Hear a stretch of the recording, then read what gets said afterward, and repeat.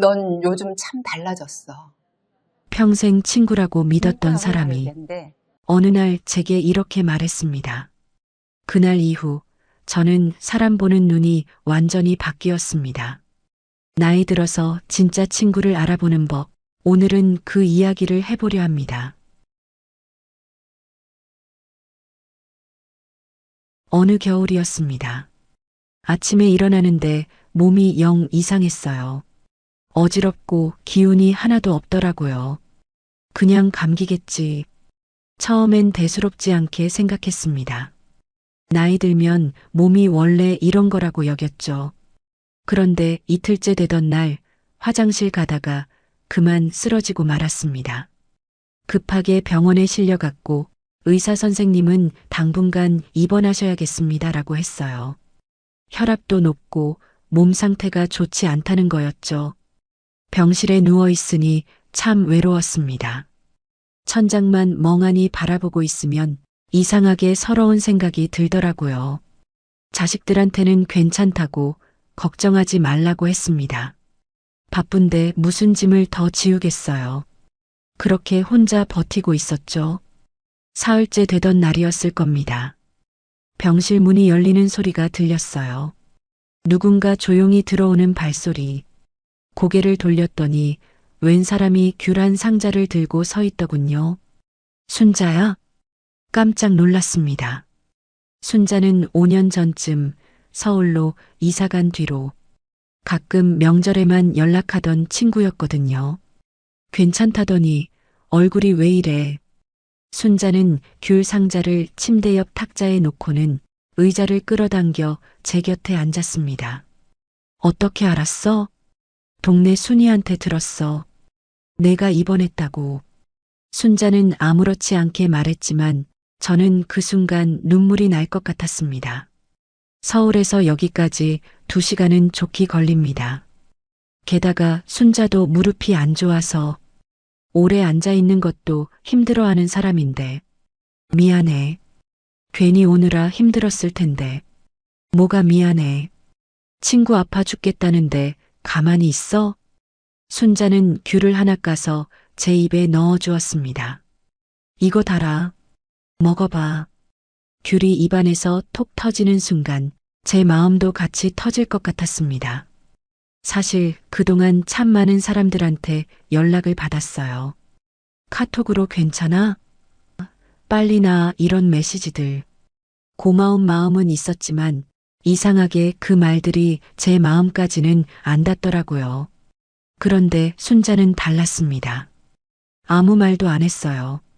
그냥 귤 상자 들고 와서 옆에 앉아 있어 준 거예요. 너 점심은 먹었어? 순자가 물었습니다. 응, 병원 밥 먹었어. 맛없지? 내가 내일 미역국 좀 끓여올게. 에이, 그러지 마. 멀기도 한데. 뭐가 멀어? 나 내일도 올 거야. 그렇게 순자는 제가 퇴원할 때까지 사흘을 계속 병원에 왔습니다. 말은 많이 안 했어요. 그냥 옆에 앉아서 같이 TV도 보고 병원복도 산책도 함께 다녔죠. 퇴원하는 날 제가 순자한테 물었습니다. 순자야, 고마워. 근데 너 회사는 어떻게 했어? 연차 냈지. 뭐? 아니, 연차를 다 쓰다니. 친구 아파 죽겠다는데 회사가 뭐가 중요해. 그 말에 제 눈에서 눈물이 주르륵 흘렀습니다. 그때 깨달았어요. 진짜 친구는 괜찮아? 라고 100번 문자 보내는 사람이 아니라 아무 말 없이 귤 한 상자 들고 와주는 사람이라는 걸. 말이 많은 사람보다 조용히 와서 옆에 있어주는 사람. 나이 들어서야 알았습니다. 그게 진짜 따뜻한 사람이라는 걸. 지금도 가끔 순자한테 전화하면 이렇게 말해요. 야, 그때 정말 고마웠어. 그러면 순자는 웃으며 말합니다. 또 그 얘기야? 친구 사이에 무슨. 그게 바로 순자예요. 자기가 한 일을 대단한 것처럼 말하지 않는 사람. 그런 친구가 한 명이라도 있다면 그 인생은 충분히 따뜻한 인생이 아닐까요? 젊을 땐 친구가 많을수록 든든했습니다. 30대, 40대 때만 해도 모임이 일주일에 서너 개는 됐어요. 학교 동창, 동네 친구, 취미 모임, 교회 친구들, 핸드폰 연락처에 이름만 수백 개. 생일 때마다 축하 메시지가 쏟아지고 명절에는 안부 전화에 손이 아플 지경이었죠. 그때는 그게 자랑이었습니다. 나 친구 많아 하는 게 뭔가 대단한 것 같았거든요. 그런데 60이 넘어서부터였을까요? 뭔가 달라지기 시작했습니다. 모임에 나가도 예전처럼 즐겁지가 않았어요. 억지로 웃고 억지로 맞장구 치고 집에 돌아오면 오히려 피곤했습니다. 나만 이런가? 처음엔 제가 이상한 건가 싶었어요. 나이 들어서 사람 만나는 게 귀찮아진 건가? 그런데 그게 아니더라고요. 어느 날 오랜만에 친구 영희를 만났습니다. 영희는 부산에 사는 친구라 1년에 딱 한 번, 많아야 2번 만나는 사이였죠. 어머 언니, 얼마만이야? 영희를 보는 순간 이상하게 마음이 편안해졌습니다. 우린 커피숍에 앉자마자 아무 말 없이 그냥 웃었어요. 우리 작년에도 여기서 봤지? 맞아. 그때도 이 자리였어. 특별한 얘기를 한 것도 아니었어요. 자식 얘기, 건강 얘기, 요즘 어떻게 지내는지. 그냥 평범한 이야기들. 그런데 3시간이 3분처럼 흘렀습니다. 헤어질 때 영희가 제 손을 꼭 잡으며 말했어요. 언니, 우리 자주는 못 봐도 마음은 늘 함께야. 알지? 그럼 당연하지. 집에 돌아오는 길에 문득 깨달았습니다. 아, 이게 진짜 친구구나. 영희와는 1년에 한 번 만나지만 만날 때마다 마음이 편합니다. 아무것도 꾸미지 않아도 되고 힘들다고 솔직하게 말해도 되는 사이. 반면에 매주 만나는 모임 친구들은 어땠나요? 만날 때마다 조금씩 신경 쓰이는 게 있었어요. 오늘은 뭐 입고 갈까? 저번에 내가 밥 샀으니 오늘은. 혹시 내 말이 기분 나빴을까? 만나고 나면 기분이 좋은 게 아니라 묘하게 긴장이 풀리는 느낌이었죠. 그때부터 저는 생각을 바꿨습니다. 꼭 자주 만나는 게 능사가 아니구나. 옛날 친구 경숙이와도 그래요. 경숙이는 서울에 살아서 자주 못 만납니다. 한 3개월에 한 번 전화로 안부를 물어요. 언니 잘 지내? 딱 그 한마디. 그런데 그게 참 좋더라고요. 매일 카톡하는 친구들보다 3개월에 한 번 잘 지내? 물어주는 경숙이가 훨씬 더 마음 편했습니다. 왜 그럴까요? 아마도 이런 게 아닐까 싶어요. 나이 들면서 우리는 관계의 무게를 더 많이 느끼게 됩니다. 젊을 땐 몰랐어요. 친구가 많으면 그냥 좋은 줄만 알았죠. 하지만 지금은 알아요. 모든 관계엔 에너지가 필요하다는 걸. 신경 쓰고 배려하고 맞춰주고 그게 쌓이다 보면 어느새 지쳐버립니다. 그래서 나이 들수록 많은 친구보다 편한 친구가 더 중요해요.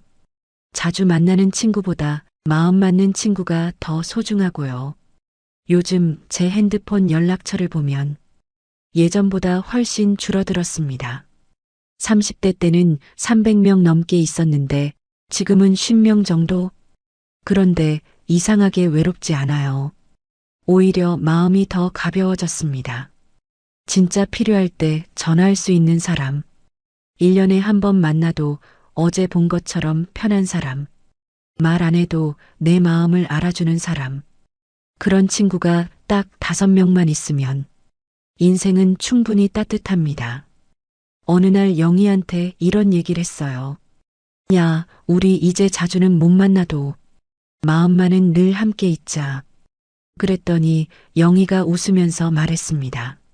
언니, 그게 진짜 우정 아니야? 나이 들면 자주 보는 게 중요한 게 아니라 마음이 통하는 게 중요한 거지. 맞는 말이었습니다. 젊을 땐 친구 수를 세웠다면 나이 들어선 친구의 깊이를 느낍니다. 그게 바로 우정의 법칙이 달라지는 순간이더라고요. 여러분도 그렇지 않으신가요? 자주 못 만나도 연락 못 해도 그 사람 생각만으로 마음이 따뜻해지는 친구. 그런 친구가 한 명이라도 있다면 그게 바로 축복입니다. 그 친구와는 20년을 함께 웃고 울었습니다. 이름을 명숙이라고 할게요.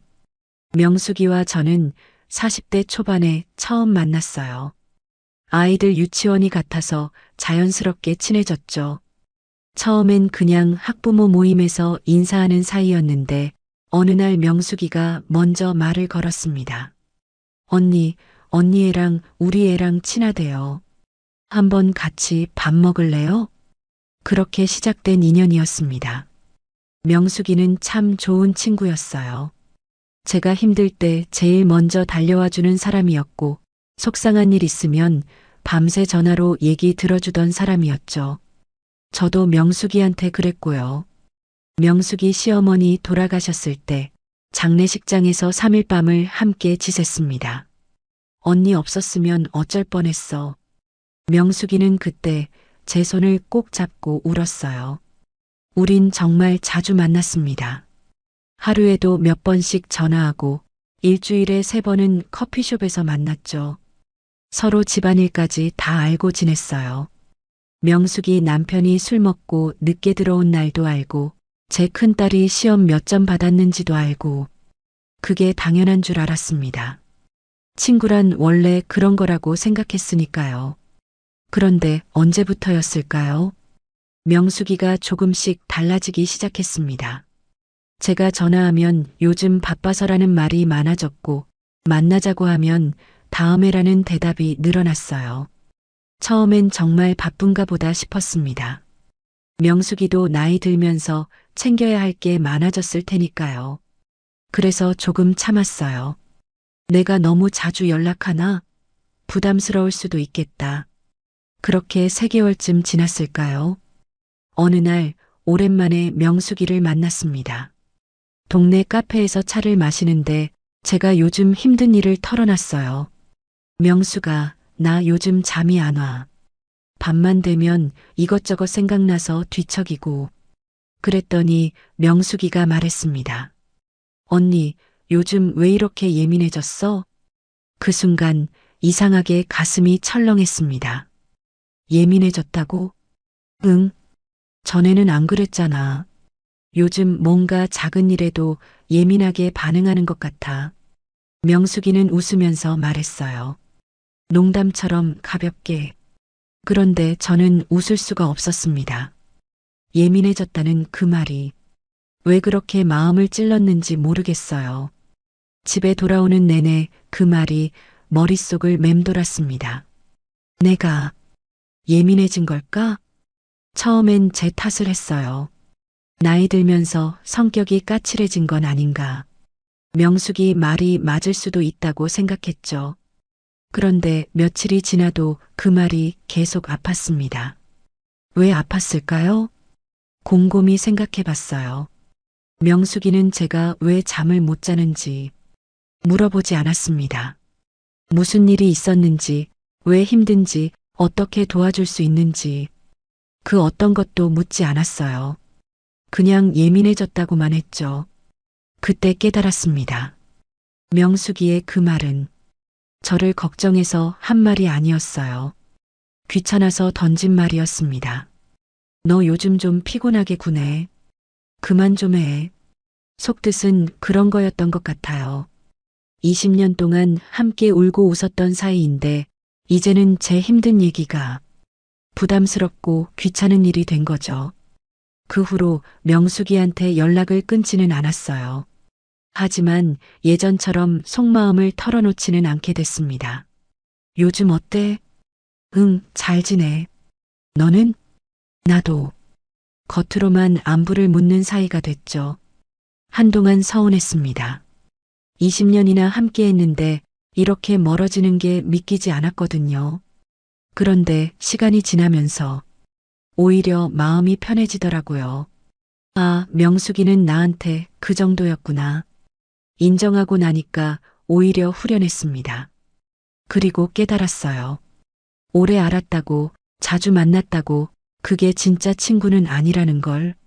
진짜 친구는 내가 힘들 때 왜 이렇게 예민해?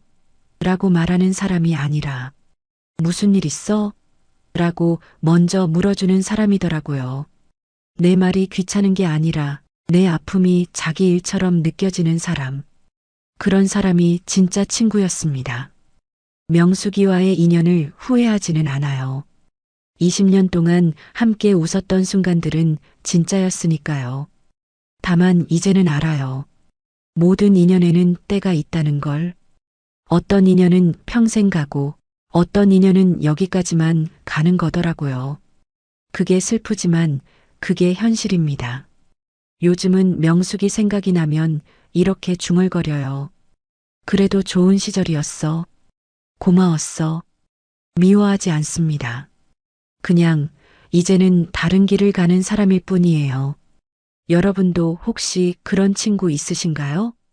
평생 갈 거라고 믿었는데 어느 순간 낯설어진 사람. 그 사람을 미워하지 마세요. 다만 이제는 조금 멀리서 바라보시면 됩니다. 진짜 친구는 따로 있으니까요. 65살에 저는 새로운 도전을 시작했습니다. 바로 유튜브 채널이었어요. 이 나이에 유튜브라니. 처음엔 저도 반신반의했습니다. 컴퓨터도 서툴고 영상 만드는 것도 낯설고. 그런데 어느 날 손자가 제게 말했어요. 할머니 이야기 재밌는데 유튜브에 올리면 많은 사람들이 좋아할 것 같아요. 그 말에 용기를 얻었습니다. 그래, 한번 해볼까? 처음 영상을 올렸을 때는 손이 떨렸던 기억이 납니다. 클릭 한번 하는데도 한참이 걸렸죠. 이거 맞나? 제대로 올라간 건가? 손자가 옆에서 도와줬어요. 할머니, 잘하셨어요. 이제 사람들이 보게 될 거예요. 며칠 후 조회수가 조금씩 늘어나기 시작했습니다. 10명, 20명, 10명. 별거 아닌 숫자였지만 제게는 세상을 얻은 것 같았어요. 내 이야기를 누군가 들어주는구나. 신기하고 뿌듯하고 설렜습니다. 그래서 친한 친구들에게 자랑하고 싶었어요. 평소에 제 이야기를 제일 잘 들어주던 사람들이니까요. 모임에 나가서 조심스럽게 말했습니다. 있잖아, 나 요즘 유튜브 시작했어. 잠시 정적이 흘렀습니다. 그리고 누군가 웃으며 말했어요. 어머, 언니가 유튜브를? 그 나이에 그런 걸 해서 뭐해? 다른 친구도 거들었습니다. 요즘 젊은 애들도 힘들어 죽겠다는데 우리가 무슨. 그래도 돈은 되나? 언니 괜히 힘들게 그런 거 하지 말고 그냥 편하게 지내. 그날 집에 돌아오는 길이 참 멀게 느껴졌어요. 기대했던 반응이 아니었습니다. 친구들이 좋아해 줄 줄 알았는데 오히려 시큰둥하고 부정적이더라고요. 내가 너무 들떠서 그런가? 괜히 자랑한 건가? 그날 밤 잠이 안 왔습니다. 사실 친구들 말이 틀린 건 아니었어요. 이 나이에 유튜브가 쉬운 일은 아니니까요. 그래, 그만둘까? 진지하게 고민했습니다. 그런데 다음 날 오랜 친구 정희한테서 전화가 왔어요. 정희는 시골에 살아서 자주 못 만나는 친구였습니다. 언니, 나 어제 언니 유튜브 봤어. 너 어떻게 알았어? 순이한테 들었지. 근데 언니, 또 뭐라고 할까? 속으로 한숨이 나왔습니다. 그런데 정희의 다음 말은 예상 밖이었어요. 언니, 정말 대단하다. 응? 나는 그런 용기도 없거든. 새로운 거 시작하는 게 얼마나 무서운데. 근데 언니는 65살에 그걸 해냈잖아. 정희의 목소리에 진심이 담겨 있었습니다. 나도 사실 하고 싶은 거 많아. 그림도 그려보고 싶고, 악기도 배워보고 싶고. 근데 맨날 내가 이 나이에 뭐 하면서 포기했거든. 정희는 잠시 말을 멈췄다가 다시 말했어요. 근데 언니 보니까 나도 할 수 있을 것 같아. 언니한테 용기 배우고 싶어? 진짜로. 그 순간 눈물이 핑 돌았습니다. 정희야, 언니 힘들어도 포기하지 마. 나는 언니가 자랑스러워. 전화를 끊고 한참을 울었습니다. 정희의 말 한마디가 그 많은 부정적인 말들을 다 이겨냈어요. 그래, 한 번 더 해보자. 그날 이후 저는 다시 영상을 올리기 시작했습니다. 서툴고 실수도 많았지만 포기하지 않았어요. 6개월이 지나자 구독자가 1000명이 됐습니다. 1년이 지나자 5000명이 넘었어요. 그때마다 제일 먼저 연락한 사람이 정희였습니다. 언니 축하해. 내가 다 뿌듯하다. 정희는 제 작은 성과도 자기 일처럼 기뻐했어요. 반면에 처음에 시큰둥했던 친구들은 어땠을까요?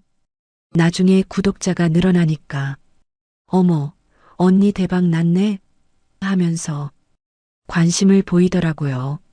그런데 그 말에서 진심은 느껴지지 않았습니다. 축하보다는 신기함, 기쁨보다는 질투, 미묘하지만 느껴졌어요. 그때 깨달았습니다. 진짜 친구는 내가 성공했을 때 축하하는 사람이 아니라 내가 시작할 때부터 응원하는 사람이라는 걸, 결과가 나오기 전부터 내 용기를 칭찬해주는 사람, 그게 진짜 친구였습니다. 요즘도 뭔가 새로운 걸 시작하려고 하면 정희한테 제일 먼저 얘기해요. 그럼 정희는 늘 이렇게 말합니다. 언니 할 수 있어. 나는 언니 믿어. 그 한마디가 큰 힘이 됩니다.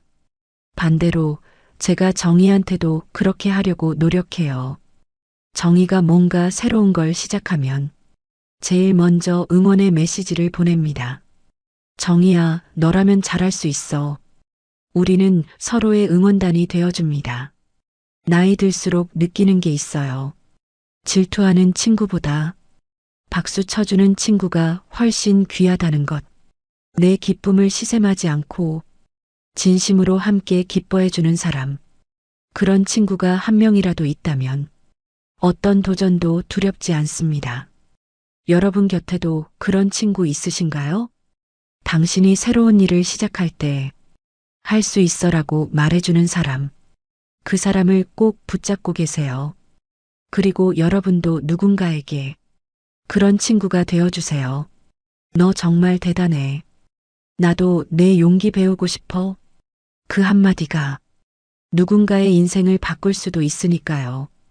오랜 모임이 하나 있었습니다. 30년 넘게 함께한 동창 모임이었어요. 한 달에 한 번씩 만나서 밥도 먹고 차도 마시고 수다도 떨고 그렇게 쭉 이어온 모임이었죠. 그런데 그 모임에 유독 마음이 불편한 사람이 한 명 있었습니다. 미경이라고 할게요. 미경이는 늘 은근히 저를 낮추는 말을 했어요. 아, 언니는 그 나이에 그 정도면 잘하는 편이지 뭐. 언니는 욕심이 없어서 좋겠어. 나는 이것저것 하고 싶은 게 너무 많아서 탈이야. 언니 옷 스타일은 참 편해 보여. 나는 그렇게는 못 입겠더라. 듣고 나면 뭔가 칭찬 같기도 한데 이상하게 기분이 좋지 않았습니다. 그 나이에 그 정도면이라는 말, 욕심이 없다는 말, 편해 보인다는 말, 겉으로는 칭찬인데 속으로는 무시하는 느낌이었어요. 처음엔 제가 예민한가 싶었습니다. 미경이가 나쁜 뜻으로 한 말은 아니겠지. 그렇게 넘기려고 했어요. 그런데 그게 한두 번이 아니었습니다. 만날 때마다 미경이는 은근슬쩍 저를 깎아내리는 말을 했어요. 언니는 편하게 사니까 좋겠어. 언니는 기대치가 낮아서 행복하겠다. 우리 언니는 순박해서 좋아. 듣고 나면 괜히 제가 작아지는 느낌이 들었습니다.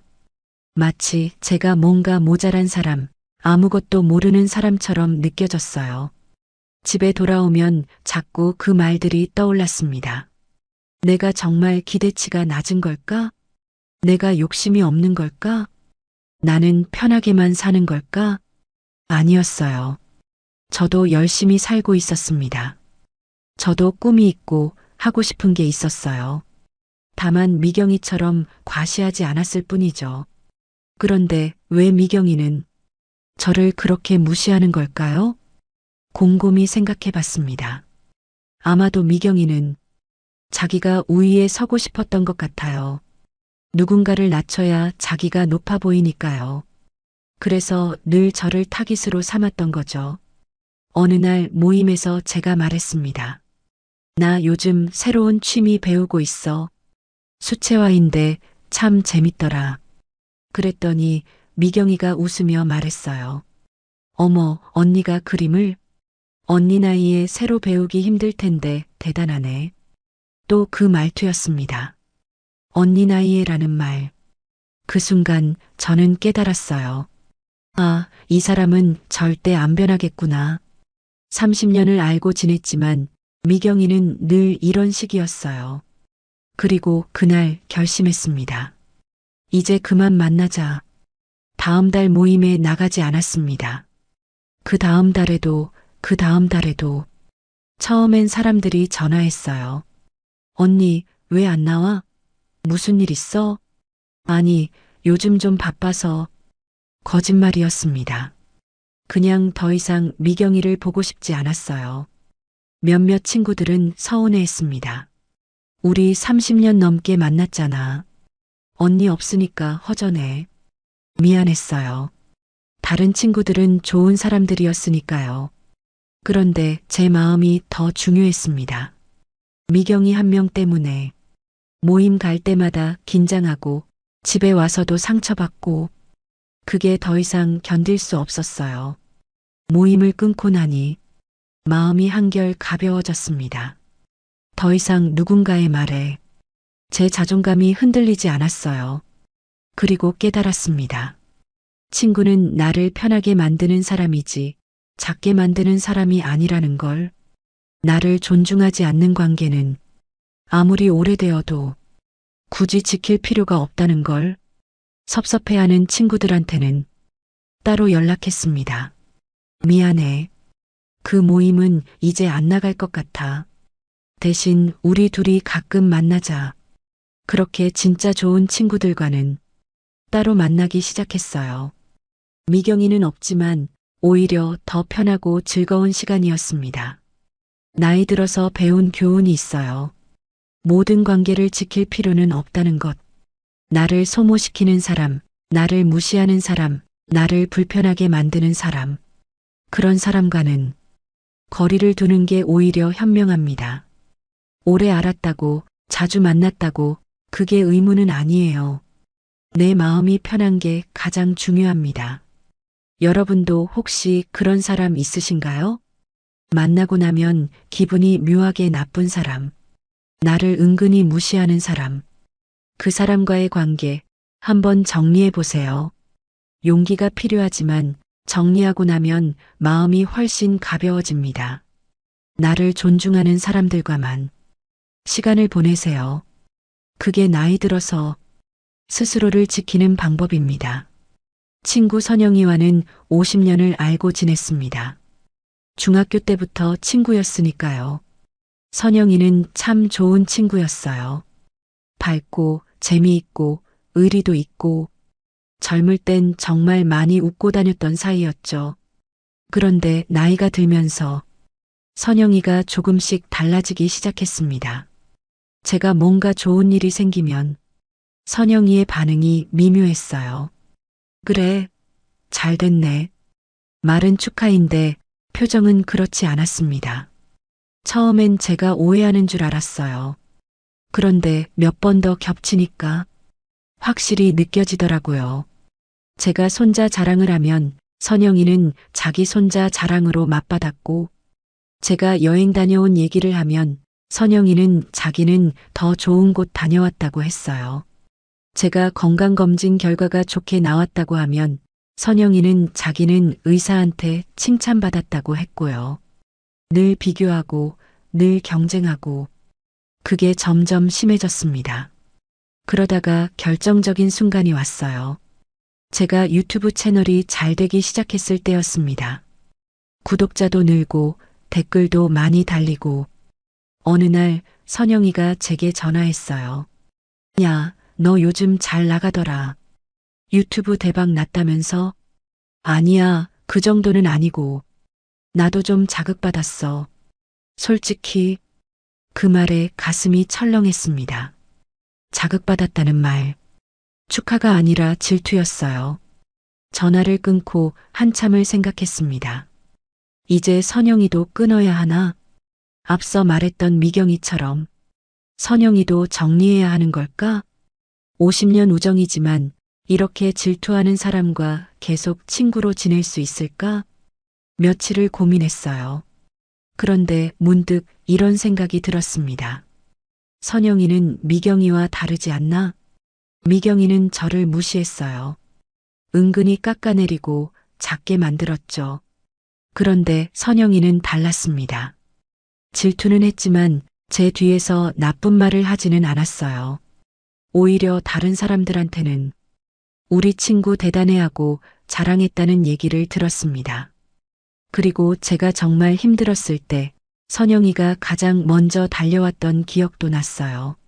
몇 년 전 제가 남편과 크게 싸워서 밤새 울었던 날이 있었습니다.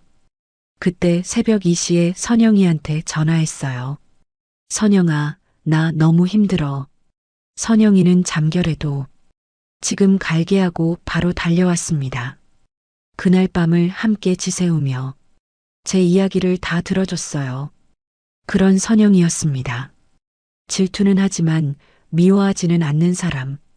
부러워하지만 해코지는 하지 않는 사람. 그래서 생각했어요.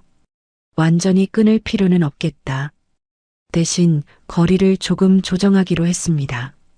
예전처럼 자주 만나지는 않았어요. 한 달에 2번 만나던 걸 2~3달에 1번으로 줄였죠. 그리고 제 좋은 소식은 선영이한테 먼저 말하지 않았습니다. 물어보면 대답은 하되 굳이 자랑하지는 않았어요. 그렇게 거리를 두니까 오히려 관계가 편해졌습니다. 선영이도 제가 너무 자주 연락하지 않으니까 덜 부담스러워하는 것 같았어요. 어느 날 선영이가 먼저 연락했습니다. 야, 나 요즘 뭐 하나 시작했어. 너 보고 자극받아서. 뭔데? 사진 배우기로 했어. 너처럼 뭔가 해보고 싶더라고. 그 말을 듣는데 묘하게 기분이 좋았습니다. 제 질투가 선영이한테 나쁜 영향만 준 건 아니었구나. 오히려 자극이 되어서 선영이도 뭔가 도전하게 만들었구나. 잘했다. 사진 재밌을 거야. 응. 근데 너무 어렵네. 하. 그날 통화는 편안했어요. 예전처럼 경쟁하는 느낌이 없었습니다. 그제야 깨달았어요. 질투가 꼭 나쁜 것만은 아니라는 걸. 질투는 때로는 미움이 아니라 관심의 다른 얼굴일 수도 있어요. 선영이는 저를 질투했지만 그건 제가 미워서가 아니었습니다. 부러웠던 거죠. 그리고 그 부러움이 선영이를 움직이게 만들었어요. 만약 제가 선영이를 완전히 끊었다면 50년 우정이 그냥 끝났을 겁니다. 하지만 거리를 조정하니까 우정은 계속 이어지면서도 서로 편해졌어요. 모든 불편한 관계를 다 끊을 필요는 없다는 걸 배웠습니다. 어떤 사람은 끊어야 하지만 어떤 사람은 거리만 조정하면 돼요. 그 사람이 나를 미워하는지 아니면 그냥 부러워하는지, 나를 해치려는지 아니면 그냥 힘들어하는지, 그걸 잘 구분해야 합니다. 선영이는 후자였어요. 저를 해치려는 게 아니라 그냥 자기도 힘든 거였죠. 그래서 저는 선영이를 끊지 않았습니다. 대신 적당한 거리를 유지하면서 50년 우정을 지켜가고 있어요. 완벽한 친구는 없습니다. 질투도 하고 실수도 하고 서운하게도 하죠. 그래도 근본이 나쁘지 않다면 완전히 끊기보다는 거리를 조정하는 게 나을 때가 있어요. 그게 나이 들어서 배운 관계의 지혜입니다. 60대 중반이 되어서야 비로소 알게 된 게 있습니다. 사람을 구분하는 방법이요. 젊을 땐 몰랐어요. 좋은 사람, 나쁜 사람을 어떻게 구분하는지 오래 지켜봐야 한다고 생각했죠. 그런데 나이 들어서 깨달았습니다. 답은 아주 간단했어요. 대화 후 기분이 답이다. 딱 이거 하나면 충분했습니다. 어느 날 동네 친구 경희를 우연히 만났습니다. 마트에서 장 보다가 마주쳤죠. 어머 언니, 차 한잔 할래? 근처 카페로 갔습니다. 경희는 말이 참 많았어요. 끊임없이 자기 얘기를 했죠. 며느리가 마음에 안 든다는 얘기, 아들이 돈을 안 준다는 얘기, 친구들이 자기를 무시한다는 얘기. 1시간 내내 경희의 불평불만만 들었습니다. 저는 중간중간 맞장구만 쳤어요. 그래, 힘들겠다. 아이고, 속상하겠네. 경희는 제 얘기는 한 번도 물어보지 않았습니다. 언니는 요즘 어때? 건강은 괜찮아? 그런 질문 하나 없었어요. 1시간 반을 그렇게 있다가 집에 돌아왔습니다. 현관문을 열고 들어서는데 갑자기 온몸이 축 늘어지더라고요.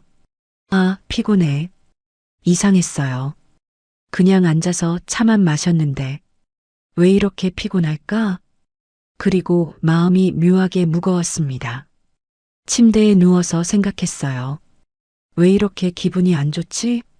경희가 나쁜 말을 한 것도 아니고 저한테 상처를 준 것도 아닌데 그냥 만나고 나니 기분이 안 좋았어요. 머리는 멍하고 마음은 무겁고 기운은 다 빠지고 그제야 깨달았습니다. 아, 이 사람이 내 에너지를 다 빨아간 거구나. 경희는 나쁜 사람이 아니에요.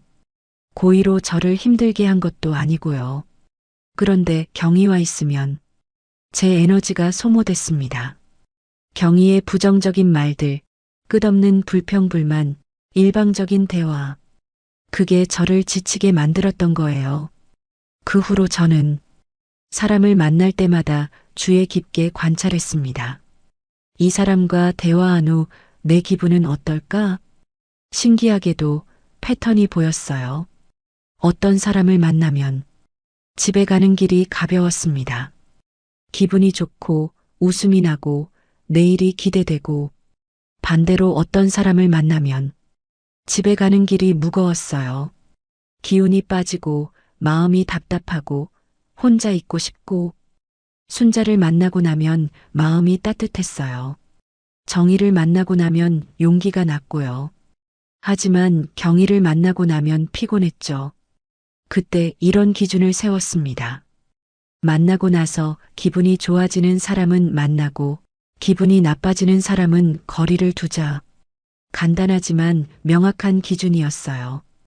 그 후로 경희한테 연락이 오면 핑계를 대고 만나지 않았습니다. 미안해. 오늘은 약속이 있어서. 처음엔 미안했어요. 내가 너무 이기적인 건가?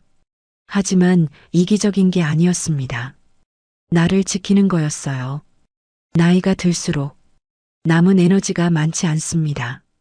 건강도 예전 같지 않고 체력도 떨어지고 감정도 쉽게 소모되죠. 그러니까 더욱더 나를 소모시키는 사람과는 거리를 둬야 했어요. 나를 채워주는 사람들과 시간을 보내는 게 맞았습니다. 복잡하게 생각할 필요 없어요. 그 사람의 학벌, 그 사람의 재산, 그 사람의 외모 다 중요하지 않습니다. 중요한 건 단 하나. 나와 함께 있을 때 내 기분이 어떤가. 그것만 보면 됩니다.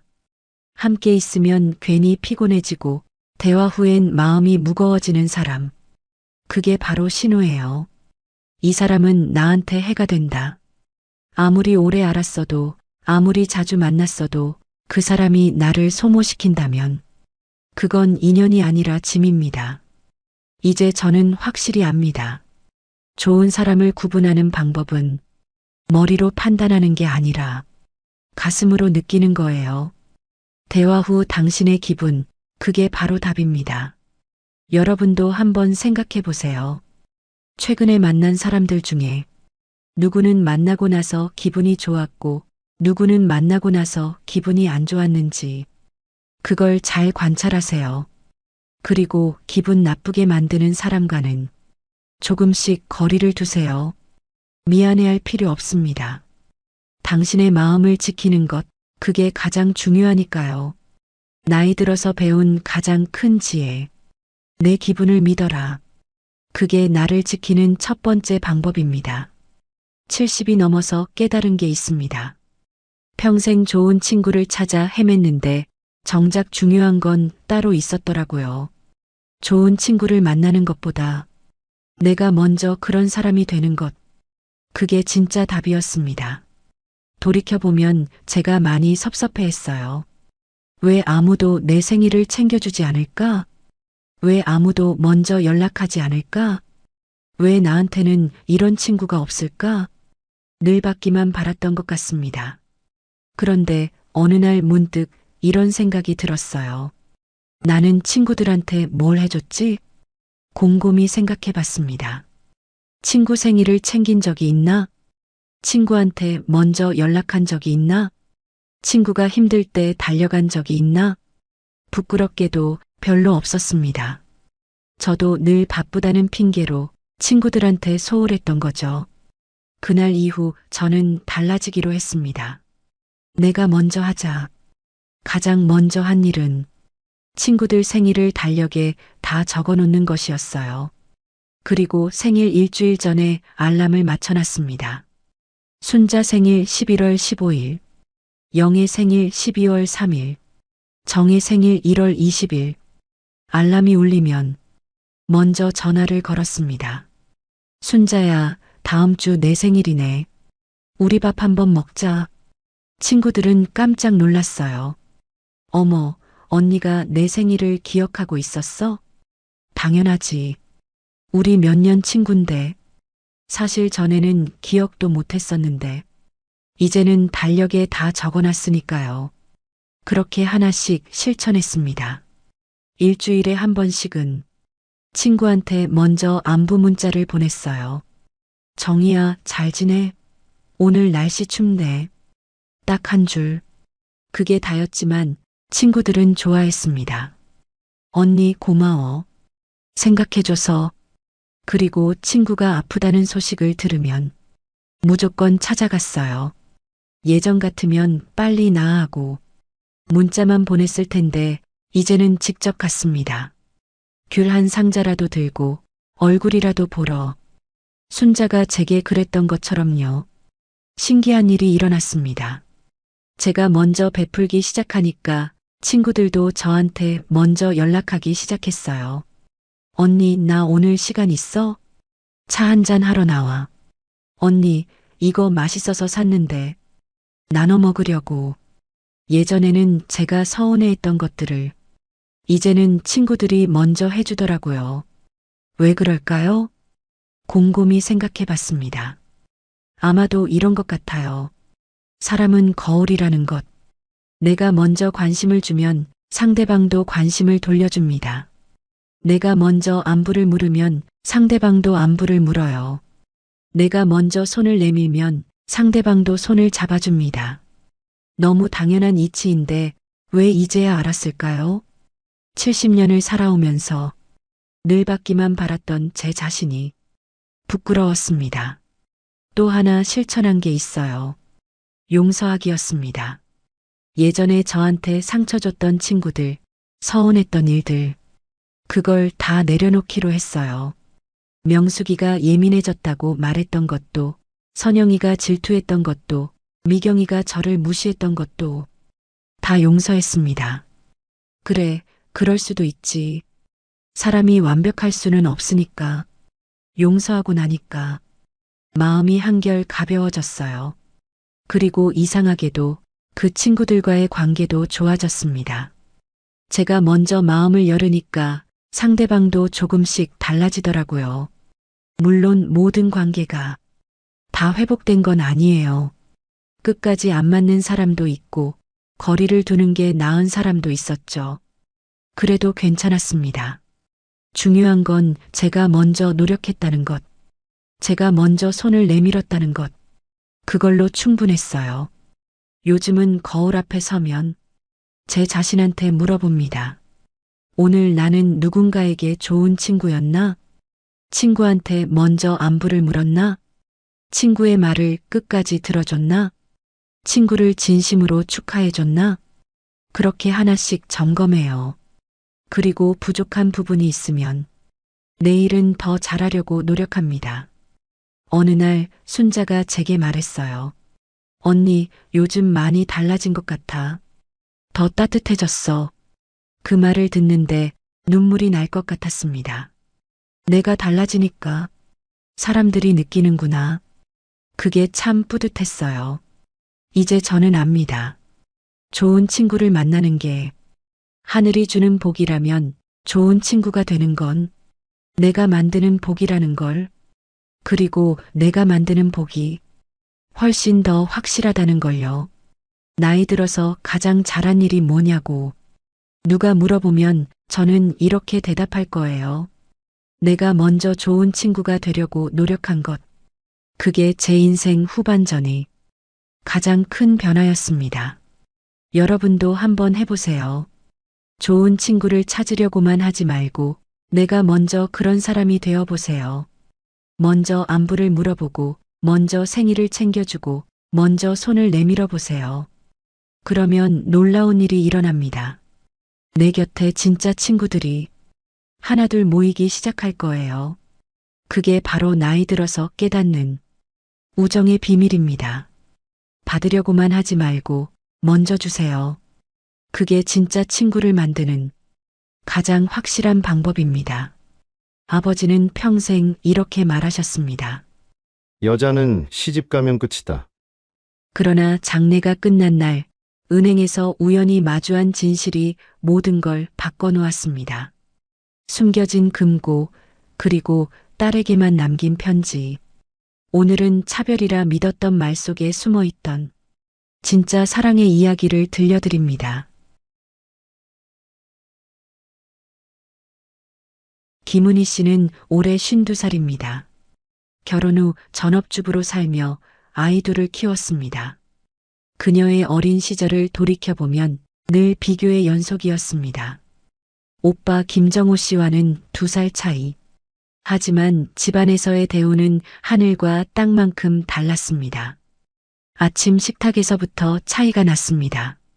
오빠에게는 계란 후라이와 우유가 나왔고 은희 씨에게는 김치와 밥만 주어졌습니다. 어머니는 당연하다는 듯 말씀하셨죠. 남자는 힘써야 하니까 영양을 챙겨야 한다고. 중학교 2학년 때였습니다. 은희 씨는 학기 말 시험에서 반 1등을 했습니다. 설레는 마음으로 성적표를 들고 집에 돌아왔습니다. 아버지는 성적표를 보시고 잠깐 미소를 지으셨습니다.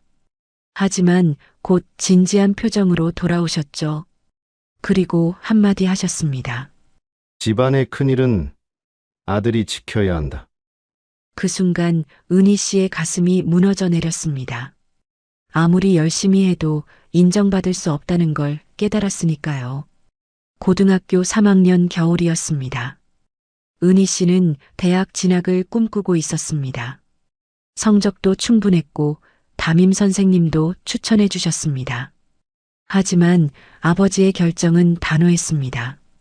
오빠 대학 등록금이 부족하다는 이유였습니다. 은희 씨가 이래서 집안을 도와야 한다고 하셨죠. 그렇게 고등학교를 졸업한 은희 씨는 동네 봉제 공장에 취직했습니다.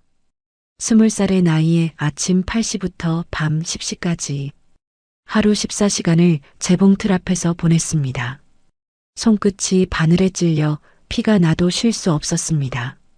어깨와 목이 뻐근해도 참아야 했습니다. 한 달 월급 35만 원 중 30만 원은 집에 갖다 바쳤습니다. 3년을 그렇게 일했습니다. 오빠가 대학을 졸업할 때까지. 그 사이 은희 씨는 한 번도 불평하지 않았습니다. 자신의 꿈보다 가족이 우선이라고 생각했으니까요. 23살에 소개로 만난 남자와 결혼했습니다. 평범한 회사원이었습니다. 신혼집은 반지하 원룸, 15평도 안 되는 작은 공간. 아이를 낳고 기르는 동안에도 마찬가지였습니다. 육아와 살림에 묻혀 하루하루를 보냈습니다. 자신만의 시간이란 건 사치였죠. 반면 오빠는 달랐습니다. 대학을 졸업하고 대기업에 취직했습니다. 승진을 거듭해 지금은 임원이 되었고 강남에 아파트까지 샀습니다. 아버지는 오빠를 자랑스러워 하셨습니다. 친척들 앞에서 자주 하시던 말이 있었죠. 역시 우리 집 큰아들이라고. 그럴 때마다 은희 씨는 마음 한구석이 아팠습니다. 하지만 내색하지 않았습니다. 그것이 자신의 몫이라고 생각했으니까요.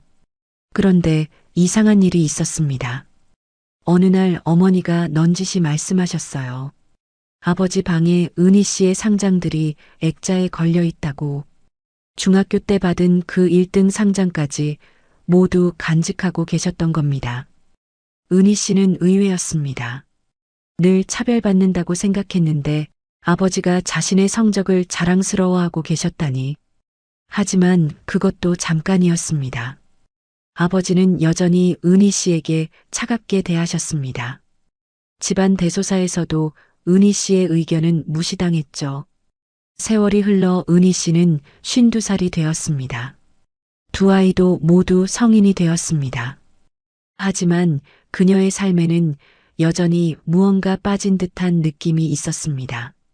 마치 자신만 제자리에 머물러 있는 것 같았어요. 오빠는 성공가도를 달리고 있는데 은희 씨는 평범한 일상을 반복하며 살고 있었으니까요. 그래도 불평하지 않았습니다. 아버지가 평생 하신 그 말씀이 머릿속에 깊이 박혀 있었거든요. 여자는 시집가면 끝이라고. 그 말이 은희 씨의 인생을 정의해버린 것처럼 보였습니다. 아버지 김정수 씨가 세상을 떠나신 건 지난 가을이었습니다. 오랜 투병 끝에 평안히 눈을 감으셨습니다. 장례식장은 조용했지만 정중했습니다. 3일장을 치르는 동안 은희 씨는 바쁘게 움직였습니다. 조문객들 안내하고 음식 준비하고 뒷정리까지. 오빠는 주요 인사들과 인사를 나누느라 정신없었습니다. 그렇게 아버지를 떠나보내고 나니 현실적인 문제들이 하나씩 드러나기 시작했습니다. 가장 큰 건 역시 유산 문제였습니다. 아버지는 평생 성실하게 일하셨습니다. 젊은 시절엔 건설회사에서 현장 감독으로, 나중엔 작은 철물점을 운영하시며 돈을 모으셨습니다. 그 결과 집 2채를 남기셨습니다. 하나는 부모님이 살던 본가, 2층 단독주택으로 현재 시세 8억 원 정도였습니다. 다른 하나는 임대용 빌라, 2층 건물에 4세대가 들어있는 수익형 부동산이었습니다. 이쪽은 대략 5억 원 상당이었습니다. 총 13억 원의 재산, 50년 넘게 성실히 일한 결과였습니다. 장례를 마친 후 가족들이 모였습니다. 어머니, 오빠 그리고 은희 씨. 자연스럽게 유산 분할 이야기가 나왔습니다. 친척 어른들도 한마디씩 하셨습니다. 당연히 아들이 큰 몫을 가져야 한다고. 어머니는 작은 집에서 편안히 지내시라고. 분위기는 이미 정해진 것 같았습니다. 오빠가 8억 원짜리 본가를 물려받고 어머니가 5억 원짜리 임대 빌라를 가지는 것. 은희 씨는 아무 말도 하지 않았습니다. 애초에 자신의 몫을 기대하지도 않았습니다. 아들에게 큰 집, 어머니께 작은 집, 그것이 순리다. 주변 사람들의 말이었습니다. 은희 씨도 당연하다고 생각했습니다. 평생 그렇게 살아왔으니까요. 오빠도 별다른 이의를 제기하지 않았습니다. 오히려 당연한 권리라는 듯 받아들였습니다. 아버지가 그렇게 원하셨을 거라고 했습니다. 그런 분위기 속에서 며칠이 지났습니다. 상속 등기를 위한 서류 준비도 시작했습니다. 모든 게 예상대로 흘러가는 것 같았습니다. 은희 씨는 마음을 정리했습니다. 이번에도 자신은 뒷전이구나. 하지만 원망하지 않았습니다. 평생 그래왔으니까요. 여자는 시집 가면 끝이라는 말. 그게 자신의 운명이라고 받아들였습니다. 어머니도 별다른 말씀이 없으셨습니다. 다만 가끔 은희 씨를 바라보는 눈빛이 이상했습니다. 무언가 말하고 싶어 하시는 것 같았지만 결국 입을 열지는 않으셨습니다. 그렇게 장례를 마친 지 일주일이 지났습니다. 오빠는 이미 부동산 중개업소에 연락해서 상속 절차에 대해 문의했습니다. 은희 씨는 평소와 다름없이 지냈습니다. 살림하고 남편 뒷바라지하고 아버지가 안 계신 것만 빼면 똑같은 일상이었습니다. 그런데 장례를 마친 지 정확히 열흘째 되는 날 예상치 못한 일이 일어났습니다. 은희 씨는 아버지 명의로 된 통장들을 정리하러 은행에 갔습니다. 상속 절차를 위해 필요한 서류들을 준비하려고요. 창구 직원은 친절하게 안내해 주었습니다. 서류를 정리하던 직원이 잠시 멈췄습니다. 컴퓨터 화면을 확인하더니 조심스럽게 말을 꺼냈습니다. 고인께서 사용하시던 개인 금고가 하나 있는데요. 따님 성함이 권한자로 되어 있습니다. 은희 씨는 깜짝 놀랐습니다. 아버지가 개인 금고를 두셨다고요? 그런 이야기는 처음 듣는 것이었습니다. 저요? 권한자가 저라고요? 직원이 고개를 끄덕였습니다. 몇 년 전부터 아버지가 개인 금고를 이용하셨다고. 그런데 접근 권한자로는 은희 씨만 등록되어 있다고 했습니다. 오빠도 아니고 어머니도 아니고 오직 은희 씨만. 혹시 지금 확인해 보시겠습니까? 은희 씨는 당황했습니다. 오빠에게 말해야 할까요? 어머니께는 알려드려야 할까요? 하지만 일단 무엇인지 확인해 보고 싶었습니다. 아버지가 자신에게만 알려주고 싶어 했던 게 뭘까요? 네. 지금 볼 수 있을까요? 그렇게 은희 씨는 직원을 따라 지하 금고실로 향했습니다. 발걸음이 무거웠습니다. 가슴이 두근거렸습니다. 아버지가 가족들도 모르게 뭔가를 숨겨두셨단 말인가요? 그것도 자신에게만 접근 권한을 주시면서. 은희 씨는 아버지 명의로 된 통장들을 정리하러 은행에 갔습니다. 상속 절차를 위해 필요한 서류들을 준비하려고 했습니다. 평범한 업무라고 생각했습니다. 창구 직원은 친절하게 안내해 주었습니다. 사망 신고서를 확인하고 통장들을 하나씩 정리했습니다. 예금 잔액도 생각보다 많지 않았습니다. 상속 절차 안내도 차근차근 받았습니다. 필요한 서류 목록도 받았습니다. 모든 게 순조롭게 진행되는 것 같았습니다. 그런데 직원이 컴퓨터 화면을 다시 확인했습니다. 뭔가 이상한 표정을 지었습니다. 화면을 더 자세히 들여다봤습니다. 잠시 후 직원이 조심스럽게 말을 꺼냈습니다. 김정수님께서 개인 금고를 두셨는데 상속인 확인이 필요합니다. 은희 씨는 어리둥절했습니다. 아버지가 금고를 두셨다고요? 그런 이야기는 처음 듣는 것이었습니다.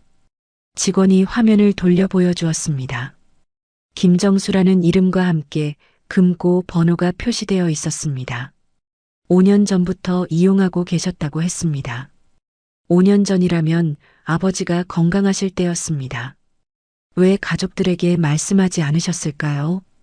무엇을 보관하고 계셨던 걸까요? 더 놀라운 건 그 다음이었습니다. 금고 접근 권한자 명단을 확인한 직원이 말했습니다. 권한자로는 은희 씨만 등록되어 있다고 했습니다. 은희 씨는 깜짝 놀랐습니다. 자신만 등록되어 있다는 게 믿어지지 않았습니다. 오빠도 아니고 어머니도 아니고 자신만. 오빠도 어머니도 모르는 금고였습니다. 아버지는 왜 자신에게만 권한을 주셨을까요? 평생 차별받으며 살았다고 생각했는데. 직원이 추가로 설명해 주었습니다. 금고 임대료는 자동이체로 매월 납부되고 있었습니다. 아버지가 돌아가신 후에도 계속 유지되고 있었습니다. 직원이 조심스럽게 제안했습니다. 지금 확인해 볼 수 있다고 했습니다. 금고실은 지하에 있다고 안내했습니다. 은희 씨는 잠시 망설였습니다. 오빠에게 먼저 연락해야 할까요? 어머니께도 알려드려야 할까요? 하지만 권한자가 자신뿐이라는 게 계속 마음에 걸렸습니다. 아버지가 특별한 이유가 있으셨을 거라는 생각이 들었습니다.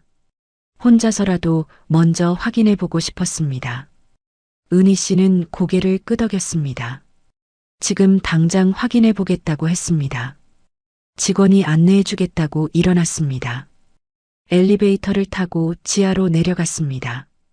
금고실 입구에는 엄중한 보안 장치들이 있었습니다. 신분증과 서명을 여러 번 확인했습니다. 복도를 따라 걸으며 은희 씨는 긴장했습니다. 수많은 금고 문들이 벽면에 늘어서 있었습니다. 각각 다른 사람들의 비밀을 간직하고 있을 것 같았습니다. 직원이 한 곳에서 멈췄습니다. 아버지의 이름이 적힌 작은 명패가 붙어 있었습니다. 드디어 아버지의 비밀을 마주할 시간이었습니다.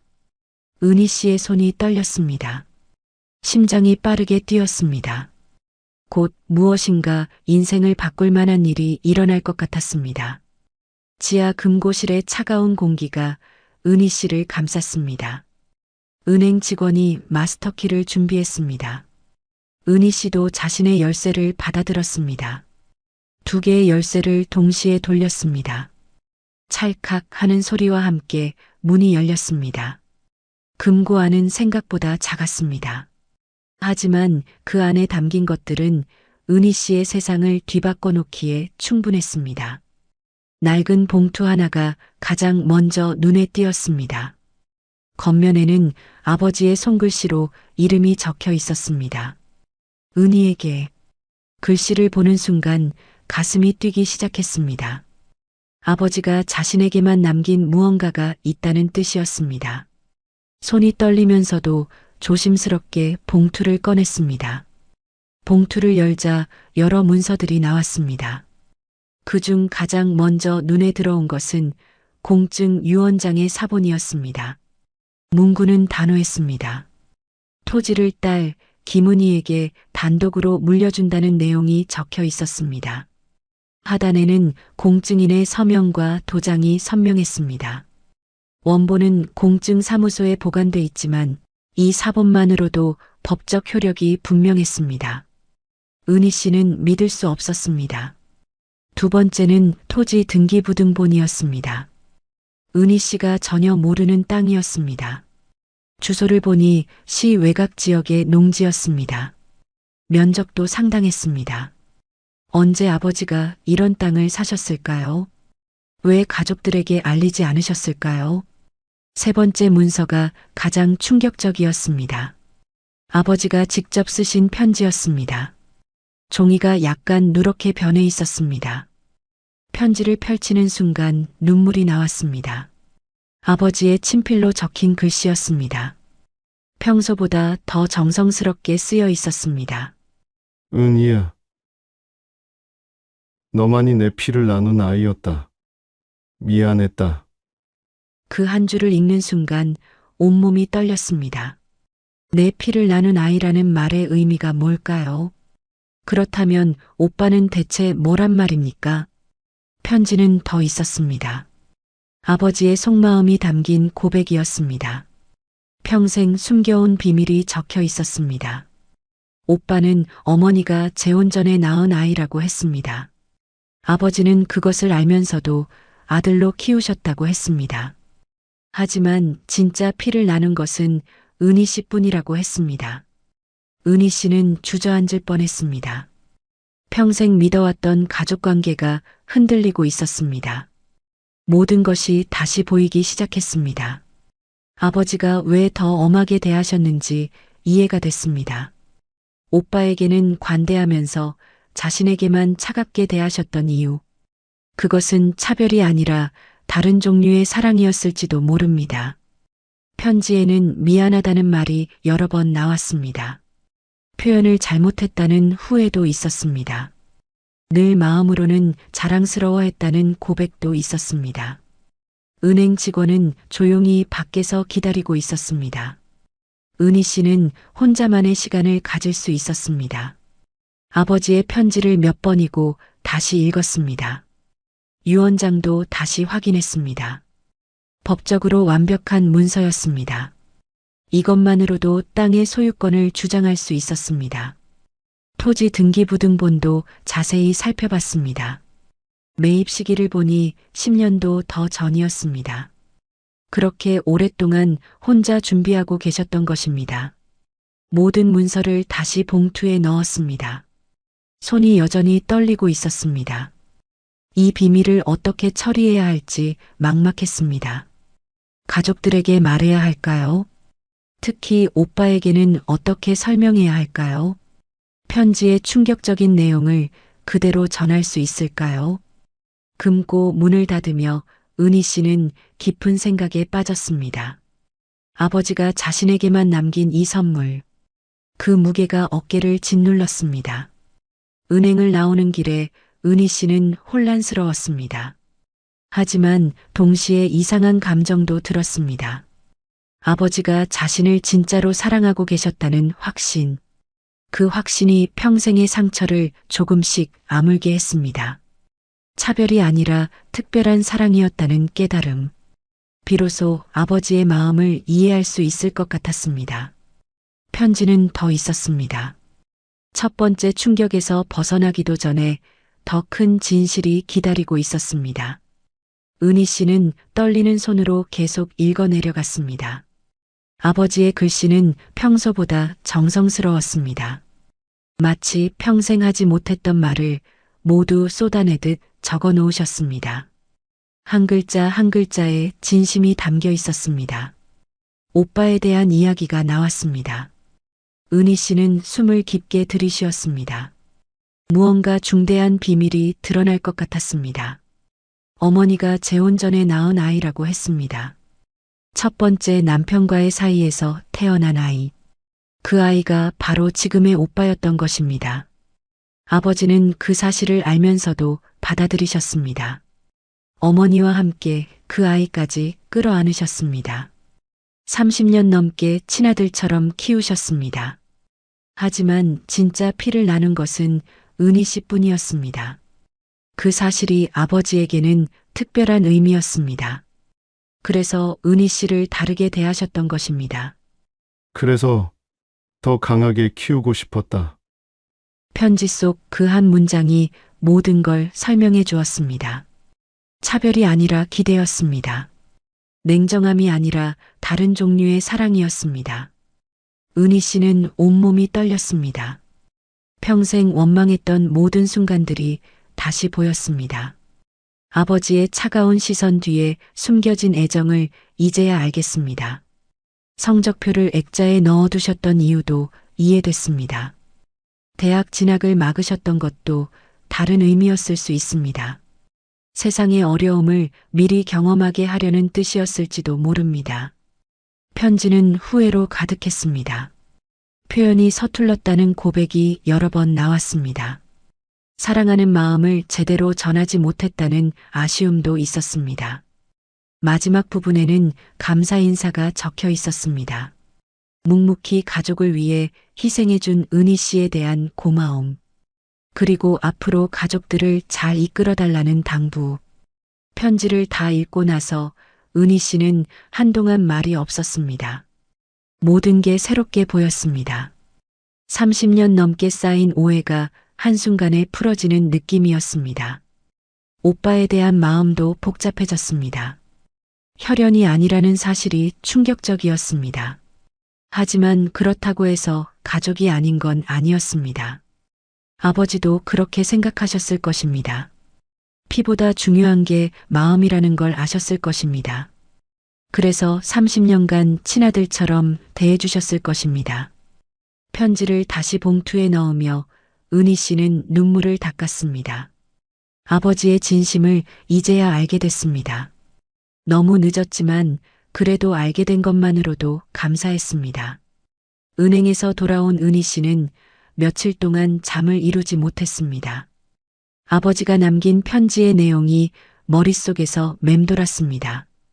가족들에게 어떻게 말해야 할지 고민이 깊어졌습니다. 특히 오빠에게는 어떻게 설명해야 할까요? 30년 넘게 친아들로 알고 살아온 오빠에게 혈연이 아니라는 충격적인 진실을 전해야 할까요? 결국 은희 씨는 결정했습니다. 일단 유언장 내용만 먼저 알리기로 했습니다. 편지의 비밀스러운 내용은 나중에 생각해 보기로 했습니다. 며칠 뒤 가족 모임이 있었습니다. 어머니의 집에서 오빠와 함께 모였습니다. 상속 절차에 대해 논의하려는 자리였습니다. 은희 씨는 가방에서 서류들을 꺼냈습니다. 손이 떨렸지만 최대한 침착하게 행동했습니다. 유언장을 테이블 위에 놓았습니다. 아버지가 유언장을 남기셨어. 오빠는 처음엔 별 관심을 보이지 않았습니다. 어차피 뻔한 내용일 거라고 생각했겠죠.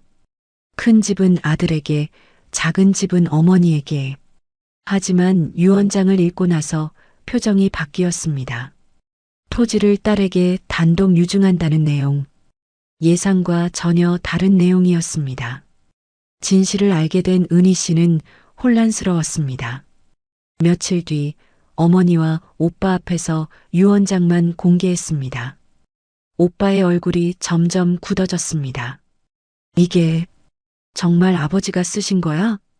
오빠가 유언장을 다시 들여다봤습니다. 공증 도장까지 찍힌 정식 문서였습니다. 공증 날짜를 확인한 오빠의 얼굴이 더욱 어두워졌습니다. 아버지가 돌아가시기 몇 달 전이었습니다. 충분히 정신이 맑으실 때 작성하신 유언장이었습니다. 오빠는 분노했습니다. 목소리가 점점 커졌습니다. 주먹을 꽉 쥐며 말했습니다. 30년을 아들로 키워놓고 이게 뭐야? 그 한마디에 방 안의 공기가 얼어붙었습니다. 은희 씨는 아무 말도 할 수 없었습니다. 가슴이 답답하고 목이 메었습니다. 어머니는 조용히 눈물만 흘리셨습니다. 말씀을 하려다가도 입을 다무셨습니다. 무언가 하고 싶은 말이 있어 보였지만 참으셨습니다. 오빠는 자리에서 일어났습니다. 유언장을 테이블에 던지듯 내려놓았습니다. 화가 나서 집을 나가려는 모습이었습니다. 오빠 잠깐만. 은희 씨가 말을 걸려 했지만 소용없었습니다.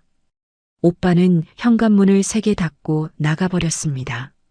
남은 것은 어머니와 은희 씨뿐이었습니다. 어머니는 계속 눈물을 흘리셨습니다.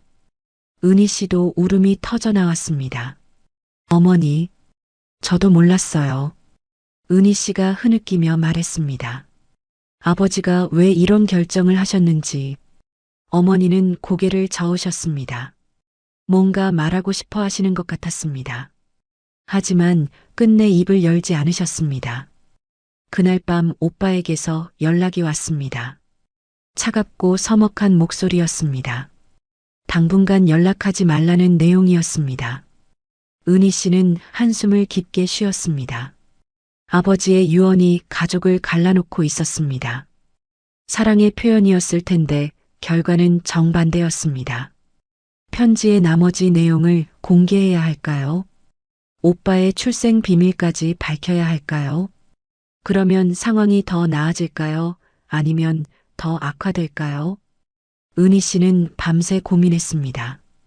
아버지가 남긴 이 복잡한 문제를 어떻게 해결해야 할지, 가족의 평화를 되찾을 방법은 없을까요? 오빠와의 갈등이 일어난 지 사흘이 지났습니다. 그동안 집안은 무거운 침묵으로 가득했습니다. 은희 씨는 아버지의 편지를 몇 번이고 다시 읽었습니다. 어떻게 하는 게 옳은 걸까요? 편지의 나머지 비밀을 공개해야 할까요? 아니면 이대로 묻어두는 게 나을까요? 그런 고민을 하던 중 어머니가 찾아오셨습니다. 평소보다 훨씬 수척해 보이셨습니다. 며칠 사이에 더 늙어 보이시기도 했습니다. 어머니는 거실 소파에 조용히 앉으셨습니다. 은희 씨가 차를 준비하려 했지만 손짓으로 말리셨습니다. 뭔가 중요한 이야기를 하려는 분위기였습니다. 한동안 아무 말씀도 하지 않으셨습니다. 창밖을 바라보시며 깊은 생각에 잠기셨습니다. 은희 씨도 조용히 기다렸습니다. 시간이 흘러 어머니가 천천히 입을 여셨습니다. 목소리가 평소보다 떨리고 있었습니다. 마치 오랫동안 참아온 말을 하려는 것 같았습니다. 은희야, 내 아버지가 모든 걸 알면서도 우리를 받아주셨다. 어머니의 첫마디였습니다. 은희 씨는 어머니의 마음을 이해할 수 있었습니다. 어머니도 모든 진실을 알고 계시면서 혼자 참아오셨다는 것을. 어머니의 이야기가 시작되었습니다. 젊은 시절의 아픈 기억들, 첫 번째 결혼과 남편의 갑작스러운 죽음, 홀로 아이를 키워야 했던 절망적인 시간들, 그때 나타난 것이 아버지였습니다. 아이가 있다는 걸 알면서도 받아주셨습니다. 조건 없는 사랑으로 두 모자를 품어주셨습니다. 그런데 나는 너에게 미안한 마음만 키워왔구나. 어머니가 잠시 말을 멈추셨습니다. 눈물이 고이기 시작했습니다. 은희야, 너만 힘들게 해서 정말 미안하다. 어머니는 처음으로 딸에게 솔직한 마음을 털어놓으셨습니다. 그동안 얼마나 마음이 아프셨을까요? 딸이 차별받는 걸 보면서도 막지 못했던 죄책감. 은희 씨의 눈에서도 눈물이 흘렀습니다. 어머니도 이렇게 아파하고 계셨다는 걸 몰랐습니다. 가족 모두가 각자의 상처를 안고 살았던 것입니다. 어머니 잘못이 아니에요. 은희 씨가 어머니의 손을 잡았습니다. 아버지도 어머니도 최선을 다하셨어요. 어머니는 고개를 저으셨습니다. 여전히 자신을 용서하지 못하시는 모습이었습니다. 너무 오랫동안 짊어진 죄책감이었습니다. 내 아버지는 정말 너를 사랑했단다. 어머니가 조용히 말씀하셨습니다. 표현이 서툴렀을 뿐이야. 그제야 어머니도 아버지의 진심을 이해하고 계셨다는 걸 알았습니다. 차별이 아니라 다른 형태의 사랑이었다는 것을, 더 강하게 키우고 싶어서였다는 것을. 어머니는 은희 씨의 성적표 이야기도 하셨습니다. 아버지가 혼자서 몇 번이고 꺼내보시던 일, 자랑스러워 하시면서도 겉으로는 표현 못 하시던 일, 내가 결혼할 때도 정말 섭섭해 하셨어.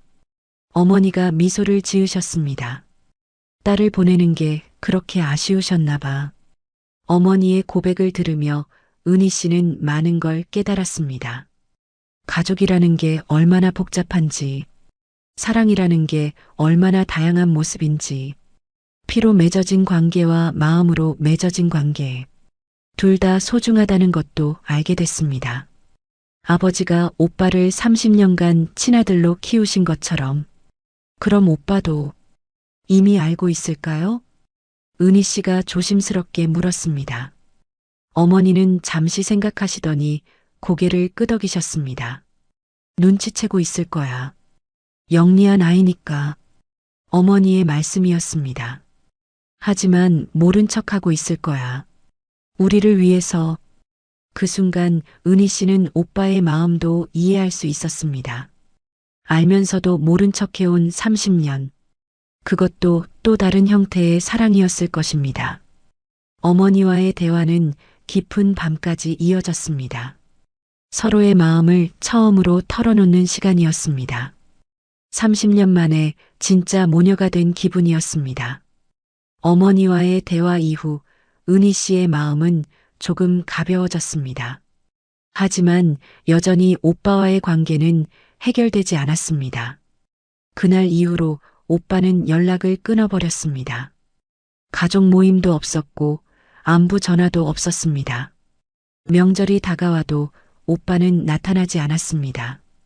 어머니는 걱정이 많으셨지만 어쩔 수 없었습니다. 은희 씨는 여러 번 오빠에게 연락하려 했습니다. 하지만 매번 망설이다가 포기했습니다. 뭐라고 말해야 할지 알 수 없었거든요. 아버지의 편지에 담긴 충격적인 비밀. 그것을 오빠에게 말해야 할까요? 아니면 평생 숨기고 살아야 할까요? 시간이 흘러 일주일이 지났습니다. 그러던 어느 날 오후 현관벨이 울렸습니다. 문을 열어보니 오빠가 서 있었습니다. 오빠의 모습은 전과 달랐습니다. 화가 나 있던 얼굴이 아니었습니다. 오히려 침착하고 차분해 보였습니다. 들어가도 될까? 오빠가 조심스럽게 물었습니다. 은희 씨는 당황하면서도 반가웠습니다. 거실에 앉은 오빠는 한동안 말이 없었습니다. 커피를 준비하는 은희 씨를 조용히 바라봤습니다. 무슨 생각을 하고 있는지 알 수 없었습니다. 커피를 마시며 오빠가 입을 열었습니다. 목소리는 평소보다 조용했습니다. 하지만 진지함이 느껴졌습니다. 은희야, 사실 나도 알고 있었다. 오빠의 첫마디가 충격적이었습니다. 은희 씨는 깜짝 놀라며 오빠를 바라봤습니다. 무엇을 알고 있다는 뜻일까요? 오빠가 천천히 설명하기 시작했습니다. 어릴 때부터 눈치채고 있었다는 것입니다. 자신과 아버지 사이의 미묘한 거리감을, 어머니가 가끔 보이던 미안한 표정들, 아버지가 자신을 대할 때의 조심스러움, 은희 씨에게만 보이던 특별한 엄격함. 처음엔 그냥 성격 차이인 줄 알았어. 오빠가 계속 말했습니다. 하지만 시간이 지날수록 느낌이 왔지. 중학생 때쯤부터 확신했다고 했습니다. 자신이 아버지의 친아들이 아니라는 것을. 하지만 그 사실을 받아들이기까지는 오래 걸렸습니다. 왜 말하지 않았어? 은희 씨가 조심스럽게 물었습니다. 오빠는 쓸쓸한 미소를 지었습니다. 가족을 위해서였어. 오빠의 대답이었습니다. 어머니가 마음 아파하실까봐 30년 동안 알면서도 모른 척했던 것입니다. 가족의 평화를 위해 혼자 그 무게를 짊어졌던 것입니다. 그것도 또 다른 형태의 희생이었습니다. 아버지도 고마웠어. 오빠가 진심으로 말했습니다. 친아들처럼 키워주셔서 대학 등록금부터 시작해서 취업까지 아버지는 오빠를 위해 아낌없이 투자하셨습니다. 혈연이 아닌데도 말입니다. 그런데 유언장을 보고 화가 났던 건 오빠가 잠시 말을 멈췄습니다. 배신감 때문이었어. 자신을 친아들로 키워주시면서도 결국엔 구별하셨다는 생각. 30년간 받은 사랑이 가짜였나 하는 의심. 그런 복잡한 감정 때문이었습니다. 하지만 일주일 동안 생각해봤어. 오빠가 은희 씨를 바라봤습니다. 아버지 입장도 이해가 됐어. 처음엔 받아들이기 힘들었지만 곰곰 생각해보니 아버지 뜻이 이해가 갔습니다. 혈연과 관계없이 30년간 아들로 키워주셨지만 마지막에는 진짜 딸에게 더 많은 것을 남기고 싶으셨을 것입니다. 그리고 너한테도 미안했어. 오빠가 고개를 숙였습니다. 평생 차별받으며 살았을 텐데. 오빠는 은희 씨가 받았던 상처들을 알고 있었습니다. 자신은 사랑받는 아들로 자랐지만 은희 씨는 늘 뒷전이었다는 것을. 유산은 네가 가져. 나는 지금까지 받은 것만으로도 충분해. 오빠의 마지막 말이었습니다. 진심이 담긴 목소리였습니다. 더 이상 욕심 부리지 않겠다는 의미였습니다. 은희 씨는 눈물이 났습니다. 오빠의 마음이 이렇게 넓었다니. 30년간 혼자 진실을 알고도 참아온 오빠가 고마웠습니다. 오빠도 가족이야. 은희 씨가 말했습니다. 피가 섞이지 않아도 우리는 가족이야. 그날 오후 오빠와 은희 씨는 오랜만에 진솔한 대화를 나눴습니다. 어린 시절 추억부터 시작해서 앞으로의 계획까지 정말 오랜만에 남매다운 시간을 보냈습니다. 오빠가 돌아가기 전에 말했습니다. 어머니께 안부 전해달라고. 그리고 곧 찾아뵙겠다고. 가족의 균열이 조금씩 아물기 시작했습니다. 아버지의 유언이 처음엔 갈등을 만들었지만 결국은 더 깊은 이해로 이어졌습니다. 그날 밤 은희 씨는 아버지의 편지를 다시 읽었습니다. 이제는 그 의미를 완전히 이해할 수 있었습니다. 사랑에는 여러 가지 모습이 있다는 것을, 오빠와 화해한 후 은희 씨는 마음이 한결 편해졌습니다. 이제 아버지가 남긴 땅을 직접 확인해 볼 때가 되었습니다. 등기부등본에 적힌 주소를 메모해 두었습니다. 시 외곽 지역이라서 차로 1시간 정도 걸렸습니다. 도심을 벗어나 농촌 지역으로 향했습니다. 길 양쪽으로 논밭이 펼쳐져 있었습니다. 내비게이션이 안내하는 곳에 도착했습니다. 생각보다 넓은 땅이었습니다. 현재는 농지로 사용되고 있었습니다. 땅 경계를 확인하며 걸어 다녔습니다. 면적이 상당했습니다. 아버지가 언제 이런 땅을 사셨을까 궁금했습니다. 근처에 있던 농기계 상점에 들어갔습니다. 이 지역 상황을 알아보려고 했습니다. 상점 주인이 친절하게 응대해 주었습니다. 저기 땅 말씀하시는 거죠? 주인이 고개를 끄덕였습니다. 요즘 그 일대가 뜨거운 감자예요. 무슨 의미인지 물어봤습니다. 상점 주인이 자세히 설명해 주었습니다. 그 이야기는 은희 씨에게 충격적이었습니다. 인근에 대형 개발 계획이 있다는 것이었습니다. 시에서 추진하는 신도시 건설 프로젝트. 그 핵심 지역이 바로 아버지의 땅 근처였습니다. 대형 쇼핑몰과 아파트 단지가 들어선다고 했습니다. 지하철 연장 계획도 있다고 했습니다. 3년 전부터 소문이 돌기 시작했다고 했습니다. 3년 전이라면 아버지가 건강하셨을 때입니다. 아버지가 이 정보를 알고 계셨을 가능성이 높았습니다. 그래서 미리 땅을 사두셨던 것일까요? 마을 이장님도 만날 수 있었습니다. 개발 계획이 내년부터 본격 시작된다고 했습니다. 보상 가격도 현재 시세의 수배는 될 것이라고 했습니다. 부동산 중개업소도 들렀습니다. 중개사가 감탄하며 말했습니다. 이 땅 주인분 정말 안목이 있으셨네요. 개발 계획이 발표되기도 전에 매입하셨다고, 투자 타이밍이 완벽했다고 평가했습니다. 현재도 매입가의 몇 배는 된다고 했습니다. 집으로 돌아오는 길에 은희 씨는 많은 생각을 했습니다. 아버지가 왜 이 땅을 자신에게 남기셨을까? 단순히 재산을 물려주려는 게 아니었을 것입니다. 아버지는 은희 씨의 미래를 걱정하셨을 것입니다. 평생 뒷전이었던 딸이 홀로 서기 할 수 있도록, 경제적 독립을 할 수 있도록 배려하셨을 것입니다.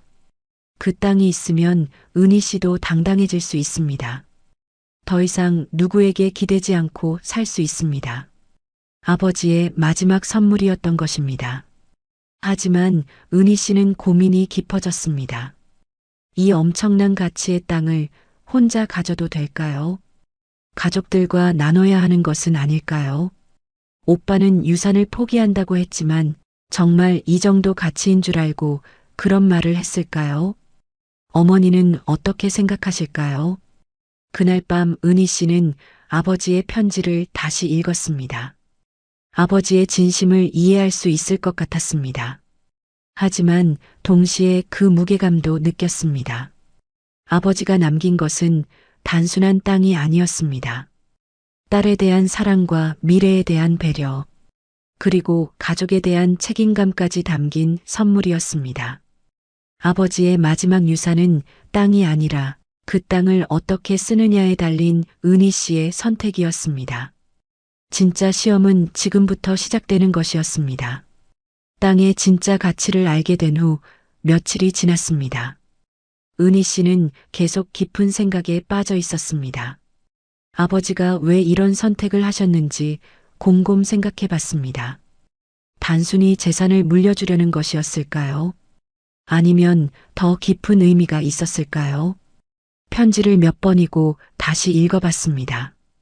은희 씨는 깨달았습니다. 아버지가 남긴 것은 돈이 아니라 메시지였습니다. 평생 받았던 차별들이 새롭게 보이기 시작했습니다. 오빠에게는 관대하고 자신에게는 엄격했던 이유, 대학 진학을 막고 일찍 사회로 내보낸 이유, 차별하는 듯 했지만 사실은 더 큰 책임을 맡기신 것이었습니다. 세상의 어려움을 먼저 경험하게 하려는 뜻이었습니다. 더 강하고 독립적인 사람으로 키우려는 의도였습니다. 그 순간 아버지의 모든 행동이 다르게 보였습니다. 성적표를 액자에 넣어두셨던 일, 결혼할 때 아쉬워하셨던 표정, 늘 차가우셨지만 가끔 보이던 따뜻한 시선, 모든 게 사랑의 다른 표현이었습니다. 서툴렀지만 진심이 담긴 아버지만의 방식이었습니다. 표현을 못했지만 너를 가장 믿었다. 편지 속 그 문장이 이제야 완전히 이해됐습니다. 아버지는 은희 씨를 가장 믿으셨던 것입니다. 가족을 이끌어갈 능력이 있다고 보셨던 것입니다. 그래서 가장 큰 책임을 맡기신 것이었습니다. 단순한 유산이 아니라 가족을 지킬 의무를, 어머니와 오빠를 돌볼 역할을 주신 것이었습니다. 은희 씨는 아버지의 지혜를 느꼈습니다. 오빠에게 땅을 주셨다면 어떻게 됐을까요? 아마 혼자서 다 써버렸을지도 모릅니다. 하지만 은희 씨는 달랐습니다. 평생 가족을 위해 희생해온 사람이었습니다. 가족의 화합을 가장 중요하게 생각하는 사람이었습니다. 아버지는 그런 은희 씨의 성격을 아셨던 것입니다. 땅을 받으면 가족들과 나눌 거라는 걸 아셨던 것입니다. 하지만 명분은 은희 씨에게 주고 싶으셨던 것입니다. 그날 밤 은희 씨는 아버지께 말씀드렸습니다. 마음속으로 깊이 감사 인사를 올렸습니다. 늦었지만 아버지의 사랑을 이해했다고. 아버지의 진짜 유산은 땅이 아니었습니다. 가족을 생각하는 마음이었습니다. 사랑을 표현하는 용기였습니다. 은희 씨도 이제 그 마음을 이어받았습니다. 아버지처럼 가족을 지키는 사람이 되고 싶었습니다. 하지만 아버지보다는 표현을 잘하는 사람이 되고 싶었습니다. 그 마음이 다음 세대로 이어지는 것. 그것이 아버지가 정말 원하셨던 일이었습니다. 은희 씨는 이제 그 의미를 완전히 이해할 수 있었습니다. 아버지의 진짜 의미를 깨달은 후 은희 씨는 행동에 나섰습니다. 먼저 가족들을 불러 모았습니다. 중요한 이야기를 나누고 싶었습니다. 어머니와 오빠가 모인 자리에서 은희 씨가 말했습니다. 아버지가 남긴 땅의 진짜 가치에 대해서, 그리고 자신이 생각하는 활용 방안에 대해서. 오빠는 놀랐습니다. 그런 큰 가치의 땅인 줄 몰랐습니다. 어머니도 깜짝 놀라셨습니다. 은희 씨는 혼자 가질 생각이 없었습니다. 가족이 모두 행복해지는 방법을 찾고 싶었습니다. 어머니를 위한 노후 준비와 오빠의 사업 자금 지원 계획을 설명했습니다. 오빠는 눈시울을 붉히며 감동했고 어머니도 고개를 끄덕이셨습니다. 아버지가 정말 좋아하실 거라고 생각하셨습니다. 은희 씨는 땅을 팔지 않기로 했습니다. 개발이 완료될 때까지 기다리기로 했고 그 대신 당장 실현 가능한 꿈부터 시작했습니다.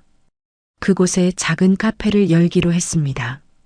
땅 한쪽 구석에 아담한 건물을 지었고 주변 풍경이 아름다운 곳이었습니다. 오빠는 인테리어를 도와주었습니다. 건축 관련 지식이 있어서 큰 도움이 됐고 자재 선택부터 디자인까지 함께 고민했습니다. 큰 창문을 내서 햇살이 잘 들어오도록 했습니다. 분위기가 따뜻하고 밝았습니다.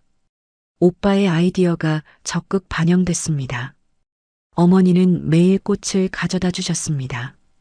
직접 키우신 화분들이었고 카페 안팎이 꽃으로 가득했습니다. 손님들이 좋아할 거라며 웃으셨고 꽃 향기가 나는 카페라니 얼마나 좋으냐고 하셨습니다. 어머니의 정성이 곳곳에 스며들었습니다. 가족 모두가 힘을 모아 카페를 준비했습니다. 메뉴 개발부터 홍보까지 정말 오랜만에 함께하는 일이었습니다. 카페 이름은 아버지의 마음으로 정했습니다. 아버지의 사랑을 기억하자는 의미였고 간판도 정성스럽게 만들었습니다. 개업 준비를 하면서 가족들은 많이 웃었습니다. 예전처럼 화목한 분위기가 돌아왔고 갈등과 오해도 모두 사라졌습니다. 어느 날 저녁 함께 카페 청소를 마치고 나서였습니다. 오빠가 말했습니다. 이제야 진짜 가족 같네. 은희 씨도 그 말에 공감했습니다. 가족은 다시 하나가 되었습니다. 아버지의 유언이 처음엔 갈등을 만들었지만 결국은 더 깊은 사랑으로 이어졌습니다. 카페 개업일이 다가왔습니다. 첫 손님을 맞을 준비가 끝났고 은희 씨는 설레고 떨렸습니다. 52살에 시작하는 새로운 도전. 늦었다고 생각할 수도 있지만 은희 씨에게는 인생의 새로운 시작이었습니다. 아버지가 주신 기회였습니다. 그 기회를 소중히 여기고 싶었고 가족과 함께 만들어가는 새로운 인생이었습니다. 카페 아버지의 마음이 개업한 지 한 달이 지났습니다. 손님들이 하나둘 늘어가기 시작했고 은희 씨는 바쁘지만 행복한 나날을 보내고 있었습니다. 어머니가 가져다 주신 꽃들이 카페를 가득 메웠고 오빠가 설계한 큰 창문으로 따뜻한 햇살이 들어왔습니다. 정말 가족이 함께 만든 공간이라는 느낌이 들었습니다. 그런 어느 날 오후였습니다. 손님이 많지 않은 한적한 시간이었습니다. 은희 씨는 평소처럼 테이블을 정리하고 있었습니다. 카페 문이 열리며 오빠가 들어왔습니다. 평소와는 다른 표정이었습니다. 뭔가 진지하고 조심스러운 모습이었습니다. 은희야, 잠깐 시간 있어? 오빠가 조용히 물었습니다. 손에는 낡은 봉투를 들고 있었습니다. 은희 씨는 커피를 내려 오빠 앞에 놓았습니다. 오빠는 봉투를 테이블 위에 조심스럽게 올려놓았습니다. 은희 씨와 비슷한 봉투였습니다. 사실 아버지가 내게도 편지를 남기셨어. 은희 씨는 깜짝 놀랐습니다. 오빠에게도 편지가 있었다니. 아버지는 얼마나 많은 준비를 하셨던 걸까요? 오빠가 봉투에서 편지를 꺼냈습니다. 은희 씨의 편지와 비슷하게 낡아 있었습니다. 아버지의 손글씨가 정성스럽게 적혀 있었습니다.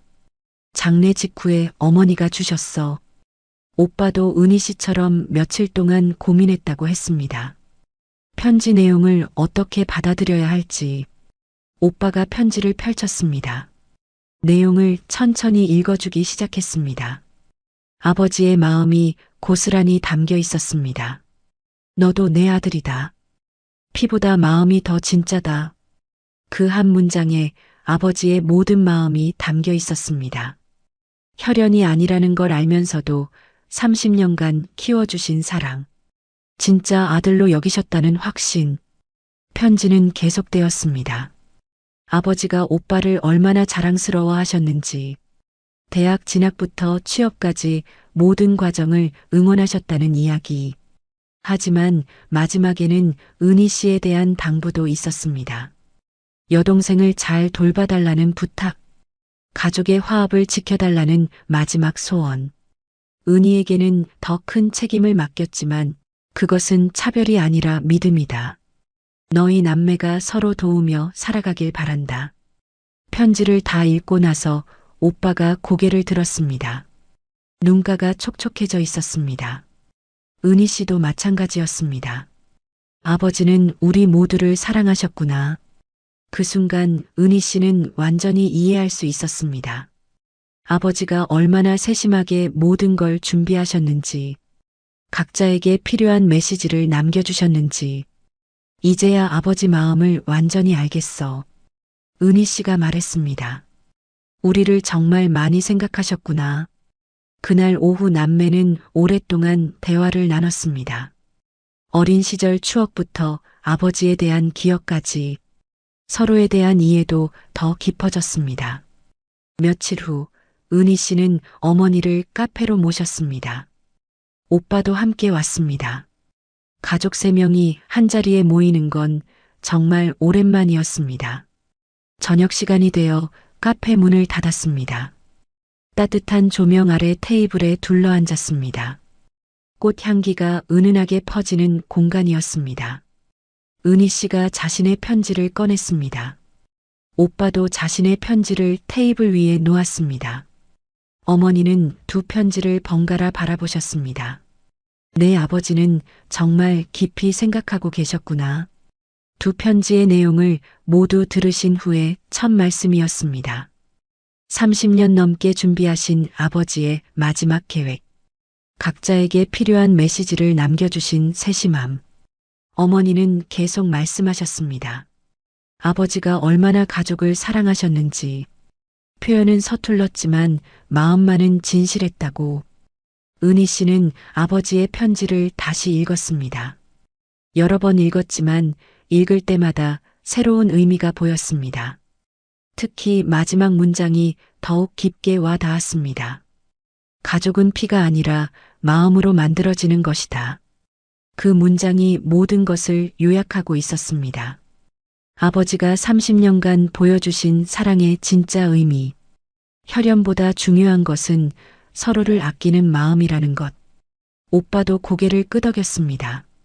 자신이 받은 편지의 핵심과 같은 메시지였습니다.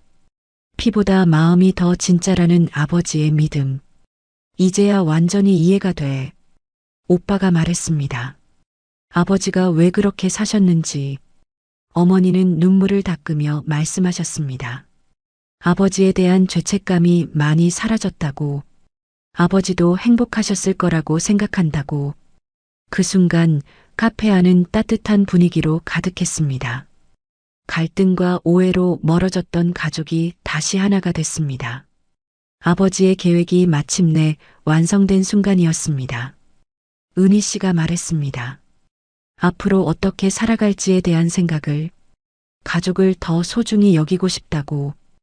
오빠도 자신의 다짐을 말했습니다. 여동생을 더 많이 도와주고 싶다고. 어머니도 더 자주 찾아뵙겠다고. 어머니는 두 자녀를 번갈아 바라보시며 말씀하셨습니다.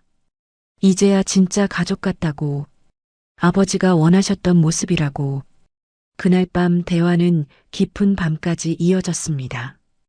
어린 시절 추억부터 앞으로의 계획까지 30년 만에 진짜 가족이 된 기분이었습니다. 헤어질 때 오빠가 말했습니다. 다음 주에도 카페에 오겠다고. 어머니도 꽃을 더 많이 가져다 주시겠다고 하셨습니다. 은희 씨는 혼자 남아 정리를 했습니다.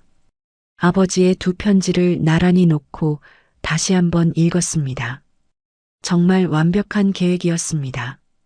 각자 다른 상황과 성격을 고려한 메시지, 가족 전체의 화합을 이끌어내는 지혜, 서툰 표현 뒤에 숨겨진 깊은 사랑. 카페 창문 너머로 달빛이 들어왔습니다. 은희 씨는 마음속으로 아버지께 말씀드렸습니다. 이제야 모든 것을 이해했다고. 그리고 감사하다고. 늦게나마 진짜 가족이 될 수 있게 해주셔서, 마지막까지 가족을 생각해 주셔서. 그날 밤 은희 씨는 가장 평안한 잠을 잤습니다. 30년 만에 처음으로 완전한 가족이 된 기분이었습니다. 아버지의 사랑을 온전히 이해한 첫 번째 밤이었습니다. 사랑은 때로 변장을 하고 옵니다. 그리고 남겨진 건 돈이 아니라 마음이었습니다. 여러분은 가족에게 꼭 전하고 싶은 말이 있으신가요? 댓글로 남겨주세요. 이 이야기가 마음에 와닿으셨다면 구독과 알림 설정 부탁드립니다. 다음 영상에서도 또 다른 가족과 돈의 이야기를 전해드리겠습니다.